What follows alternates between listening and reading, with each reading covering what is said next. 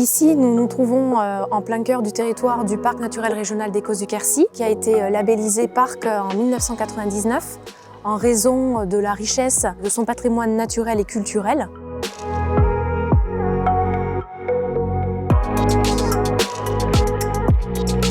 En l'occurrence, sur le territoire du parc, on trouve 8 sites Natura 2000 et le parc naturel régional est animateur de ces sites, c'est-à-dire qu'il travaille avec les collectivités, les agriculteurs, les forestiers, les habitants également, pour mettre en place des actions de restauration ou de préservation des milieux naturels ou des espèces. Donc il y a 3 ans, on a créé un programme éducatif. On a choisi la thématique des chauves-souris par rapport à la richesse en chauve-souris présente sur le territoire du parc et dans les sites Natura 2000. Il y en a une quarantaine d'espèces en Europe et pour le département du Lot, on en a à peu près 25 espèces. Donc déjà c'est un animal qui intrigue puisqu'on le côtoie mais on le voit que très rarement. Le projet qui est présenté par le parc est un projet qui est très transversal. Donc ils ont pu travailler les sciences du vivant, la production des cris et pour moi ce projet est très bien construit.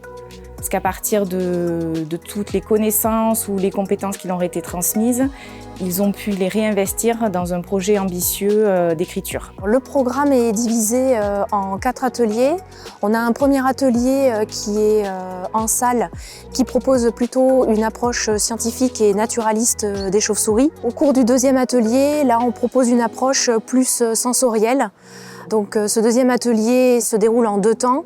Un premier temps où les élèves vont découvrir les milieux naturels de surface utilisés par les chauves-souris pour réaliser leur cycle de vie, les prairies, la rivière, les haies, etc. On parcourt un peu la commune et on essaye de voir quels sont les endroits dans la commune, les maisons et autres, qui sont intéressantes pour les chauves-souris pour justement aller se cacher l'hiver pour hiverner ou se cacher en journée pour dormir. Et on fait le parallèle entre maisons anciennes en vieille pierre qui sont hyper favorables aux chauves-souris, maisons nouvelles avec les super crépis qui du coup sont plus du tout des façades accueillantes. Et ensuite, ils vont partir à la découverte du milieu emblématique pour les chauves-souris que sont les grottes. Il a fallu trouver des grottes sans chauves-souris où on avait des traces de chauves-souris et où on n'avait pas de problème de dérangement.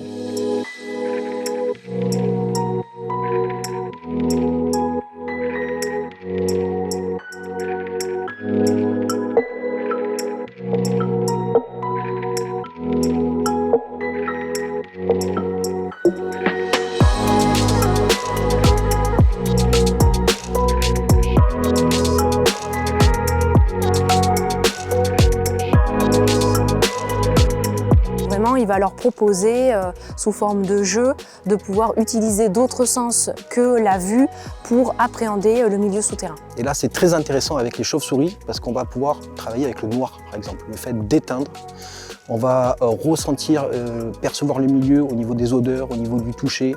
C'est le noir total.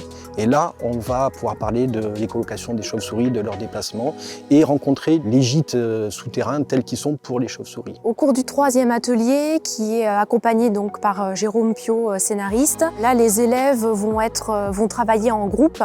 Et au cours de 3 séances, chaque groupe va être amené à produire et à écrire des histoires drôles sur les chauves-souris. Ils ont vécu des moments forts et ils ont su collaborer ensemble pour mener à bien un projet d'écriture ambitieux.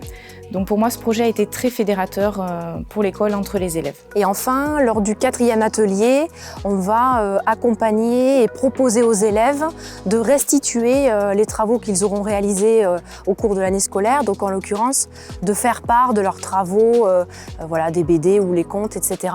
Il y a du partage au niveau familial et on a pu le vérifier puisque les parents ont été invités à l'école pour une soirée sur cette thématique. Ils ont répondu présents. Et notamment parce que les enfants les avaient encouragés à y participer. Le programme éducatif Drôle de chauve-souris a reçu un Grand Prix Natura 2000 en 2019. L'idée de ces Grands Prix, c'est aussi de faire connaître ces actions sur la France pour qu'éventuellement elles puissent être réutilisées sur d'autres territoires.